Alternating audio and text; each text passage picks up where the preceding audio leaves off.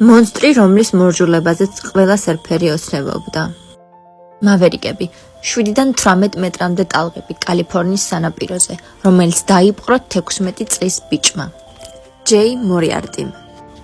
პირველ სცაზე ის დიდი სიმაღლიდან გადმოვარდა. ეს იყო ყველაზე დრამატული და მძიმე ვარდნა, რაც კამერას დაეფიქსირებინა და შეიქმნა ეს ლეგენდარული კადრიც.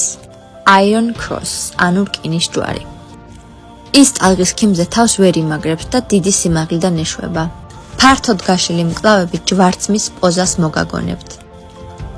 ჯეი ცივ წყალს ძლიერად ენარცხება და 20 წამით უჩინარდება. ეს ვარდნა არ იყო დამარცხება, ეს იყო სიმამაცის, თავდადების და ლამაზად წამოდგომის ხელოვნება, რადგან შემდეგი ტალღა ჯეის ვეღარ გაექცა. იგი ცნობილი იყო თავისი თავმდაბლობით და ცხოვრების სიყვარულით, ამიტომ სერფერებში დღემდე აქვთ ლოზუნგი იცხოვრე როგორც ჯეიმ. 2001 წლის ივნისში, თავის 22 დაბადების დღის წინადღეს, მარტო ცურვა გადაწყვიტა. უკან აღარ დაბრუნებულა. ამ ისტორიის მიხედვით გადაიღეს ფილმი ტალღების დამპყრობელი.